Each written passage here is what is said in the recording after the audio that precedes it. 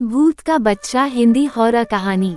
हमारे आसपास भूतों की एक काल्पनिक दुनिया है, लेकिन हम उस दुनिया से बिल्कुल अनजान रहते हैं। बहुत सी प्राचीन किताबों में भूतों के अस्तित्व का वृतांत मिलता है।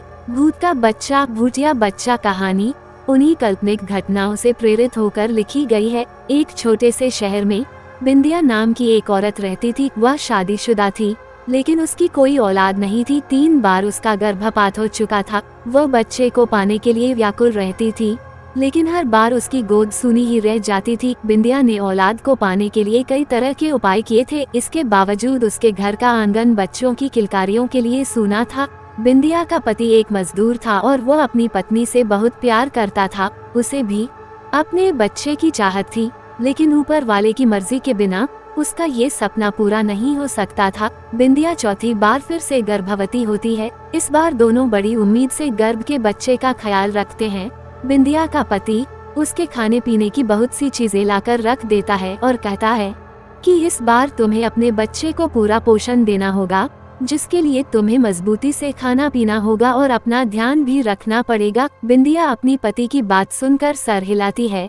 दरअसल वह अंदर से टूट चुकी है। बच्चे को पाने की उसने अपनी सारी उम्मीदें खो दी है, लेकिन अपने पति के आत्मविश्वास को देखकर वह अपनी हिम्मत बढ़ाती है और तय करती है कि इस बार वह मां बनकर ही रहेगी। आधी रात होते ही बिंदिया के पेट में दर्द शुरू हो जाता है। अचानक बिंदिया के पति की नींद खुलती है और वह बिंदिया को अपनी गोद में लेटाकर हौसला देता है।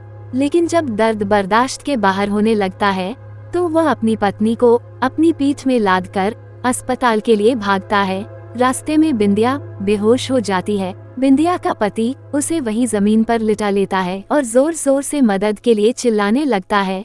तभी पास में स्थित शमशान से एक चंडाल निकल कर आता है। उसके हाथ में एक पानी का ग्लास होता है। वह आते ही बिंदिया के चेहरे में पानी छिड़कता है। बिंदिया धीरे धीरे अपनी आंखें खोलती है। तभी बिंदिया की प्रसव पीड़ा बढ़ने लगती है। बिंदिया का पति उसे जोर से पकड़ लेता है और उसका हौसला बढ़ाने लगता है। शमशान का चंडाल अपने कपड़ों से राख निकालकर बिंदिया के पेट में लगाता है, जिससे बिंदिया की तकलीफ शांत हो जाती है और कुछ ही पल में एक बच्चा पैदा होता है। लेकिन काफी देर तक जब बच्चे में कोई प्रतिक्रिया नहीं होती तो बिंदिया रोने लगती है, क्योंकि यह बिंदिया का चौथा बच्चा था जो पैदा होते ही उसे छोड़ गया। बिंदिया का पति बच्चे की मौत से दुखी हो जाता है, लेकिन वह अपनी पत्नी के सामने अपना दुख व्यक्त नहीं करता। तभी उसकी नजर चंडाल पर पड़ती है। चंडाल हाथ जोड़कर आंख बंद किए हुए कोई मंत्र पढ़ रहा होता है। अचानक बिंदिया के बच्चे की आंख खुल जाती है और वो किलकारी मारकर रोने लगता है। बच्चे की किलकारी सुनते ही बिंदिया और उसके पति अपने बच्चे को गले से लगाकर चूमने लगते हैं।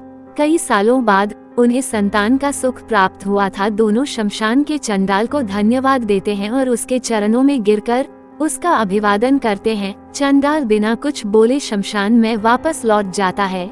बिंदिया का पति अपनी पत्नी और बच्चे को साथ में लेकर घर वापस आ जाता है। दोनों अपने बच्चे के साथ बहुत खुश होते हैं। एक रात बिंदिया की नजर खुलती है तो वह देखती है कि उसका बच्चा कमरे में पैदल चल रहा है, लेकिन वह तो सिर्फ 2 महीनों का है। बिंदिया सोच में पड़ जाती है कि इतना छोटा बच्चा कैसे चल सकता है। वह अपने पति को जगाती है, लेकिन गहरी नींद में होने की वजह से वह नहीं उठता। बिंदिया डरते हुए अपने बच्चे को गोद में उठाकर बिस्तर पर लेटा लेती है, लेकिन उसके मन में डर की दस्तक हो चुकी थी। सुबह होते ही वह अपने पति से रात की बात बताती है। बिंदिया के पति को उसकी बात पर भरोसा नहीं होता। उसे लगता है बिंदिया ने कोई सपना देखा होगा और उसी को सच मान बैठी है। वो बिंदिया को समझाता है और अपने काम में चला जाता है। अपने पति के जाते ही बिंदिया अपने बच्चे को पालने में लेटाकर घर के काम करने लगती है। घर के काम के बाद बिंदिया अपने बच्चे को दूध पिलाने के लिए उसके पास जाती है और वह डर जाती है जब अपने बच्चे को खून से भिड़ा हुआ मुर्गी के पंखों के साथ खेलते देखती है। तभी पड़ोस की महिला बिंदिया के घर आती है और कहती है, मेरा मुर्गा नहीं मिल रहा है, क्या तुम्हारे घर में आया है? बिंदिया कुछ नहीं समझ पा रही थी। उसका दिल मानने को तैयार नहीं था कि इतने छोटे से बच्चे में इतना बड़ा मुर्गा खा लिया था। वह अपनी पड़ोसन से झूठ कह देती है कि मैंने नहीं देखा है। शाम को जब बिंदिया का पति घर आता है तो बिंदिया बहुत घबराई होती है और कमरे के कोने में शांत बैठी होती है। वह आते ही बिंदिया से कहता है, क्या हुआ, तुम ऐसे क्यों बैठी हो? तभी वह अपने पति के गले लगकर रोने लगती है और कहती है, यह कोई साधारण बच्चा नहीं, क्योंकि आज इसने पूरा जिंदा मुर्गा ही खा लिया। बिंदिया का पति ये बात सुनते ही हक्का बक्का रह जाता है।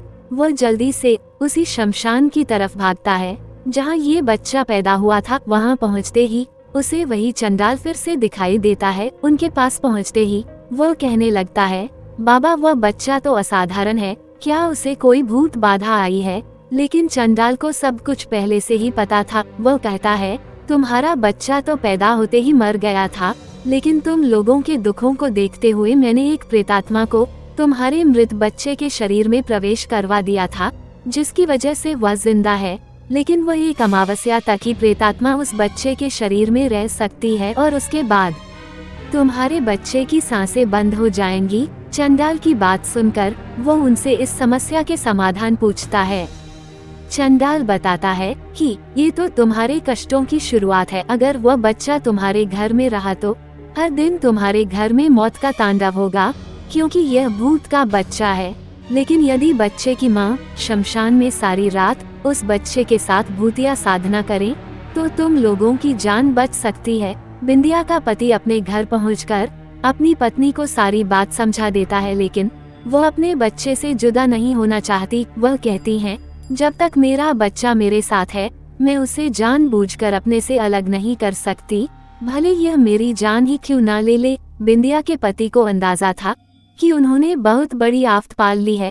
वह मन में तय करता है कि जब बिंदिया सो जाएगी तो वह उसके बच्चे को उससे अलग कर देगा। बिंदिया का पति रात होने का इंतजार करने लगता है।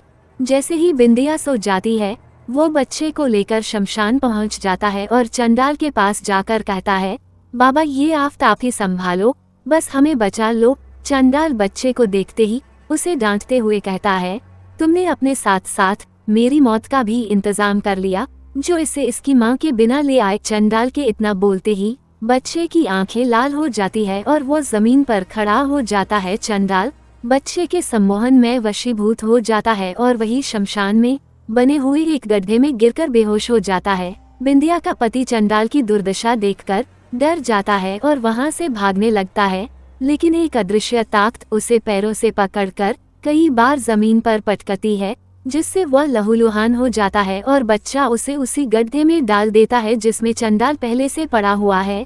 दोनों के गड्ढे में जाते ही शमशान में जोरदार हवाएं चलने लगती है और मिट्टी उड़कर उसी गड्ढे में जाने लगती है और देखते ही देखते दोनों जिंदा ही दफन हो जाते हैं। यहाँ दूसरी तरफ जैसे ही बिंदिया की नींद खुलती है, उसका बच्चा उसके बगल में लेटे हुए मुस्कुरा रहा होता है, लेकिन बिंदिया के पति का कुछ पता नहीं चलता हुआ है। वह रात भर अपने पति का इंतजार करती रहती है और इसी के साथ कहानी का पहला भाग समाप्त हो जाता है।